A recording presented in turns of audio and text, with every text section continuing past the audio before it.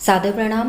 मैं नीरजा चौधरी आपके अपने चैनल इन्फोनी कॉर्नर में नए current affair topic black carbon के साथ आप सभी का स्वागत एवं अभिनंदन करती हूँ। अभी हाल ही में विश्व बैंक द्वारा हिमालय, काराकोरम और हिंदू कुश पर्वत श्रृंखलाओं पर ब्लैक कार्बन के प्रभाव जानने के लिए एक शोध अध्ययन कराया गया। ज्ञात हो कि इन पर्वत श्रृंखलाओं में हिम नदों के पिघलने की गति विश्व के औसत हिम क्षेत्रों की तुलना में बहुत अधिक है। शोध रिपोर्ट का शीर्षक हिमालय के ग्लेशियर, जलवायु परिवर्तन, ब्लैक कार्बन और क्षेत्रीय लचीलापन है। इस रिपोर्ट के क्या निष्कर्ष रहे वे जान लेते हैं। मानव गतिविधियों से निर्मित उत्पादित ब्लैक कार्बन निक्षेपों की वजह से हिमालयी क्षेत्र में ग्लेशियर और बर्फ के पिघलने की गति तेज होती है। हिमालय, काराकोरम व हिंदू कुश पर्वत श्रृंखलाओं के ग्लेशियरों के पीछे हटने की दर पश्चिम क्षेत्रों में 3 मीटर प्रति वर्ष तथा पूर्वी क्षेत्रों में 1 मीटर प्रति वर्ष होने का अनुमान है। ब्लैक कार्बन के निक्षेप ग्लेशियर के पिघलने की गति को तेज करने के लिए 2 प्रकार से कार्य करते हैं।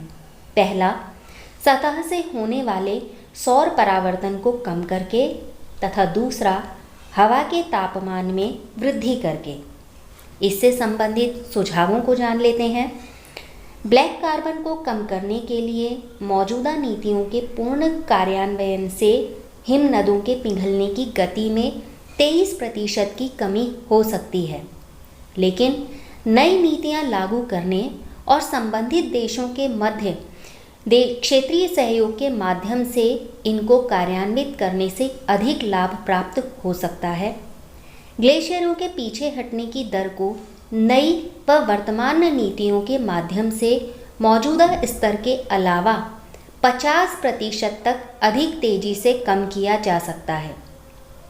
रसोई चूल्हे, डीजल इंजन व खुले में दहन से होने वाले ब्लैक कार्बन उत्सर्जन को कम करने से विशेष रूप से हिमालय में सर्वाधिक प्रभाव पड़ेगा और विकिरण बलों को भी काफ़ी कम किया जा सकता है।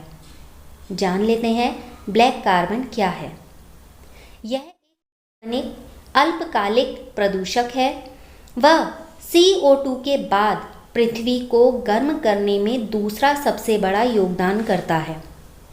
अन्य ग्रीन हाउस गैस उत्सर्जन के विपरीत ब्लैक कार्बन शीघ्रता से साफ हो जाता है। यदि इसका उत्सर्जन बंद कर दें तो वातावरण से इसे समाप्त किया जा सकता है। ऐतिहासिक कार्बन उत्सर्जन के विपरीत यह स्थानीय स्रोतों से उत्पन्न होता है और इसका स्थानीय क्षेत्रों पर अत्यधिक प्रभाव पड़ता है। जीवाश्म ईंधन, जैव ईंधन व बायोमास के अधूरे दहन से ये उत्पन्न होता है और मानव जाति व प्राकृतिक रूप से पाई जाने वाली कालिख दोनों रूपों से फैलता है। वर्तमान में ये पर्यावरण संबंधी टॉपिक आज के करंट अफेयर में शामिल किया था। अपेक्षा है एग्ज़ाम की दृष्टि से आपके लिए ये बहुत महत्वपूर्ण होगा। आप लगातार इसी प्रकार इन्फोनी कॉर्नर के साथ बने रहेंगे। इन्हीं अपेक्षाओं के साथ एक बार फिर आप सभी का बहुत बहुत धन्यवाद।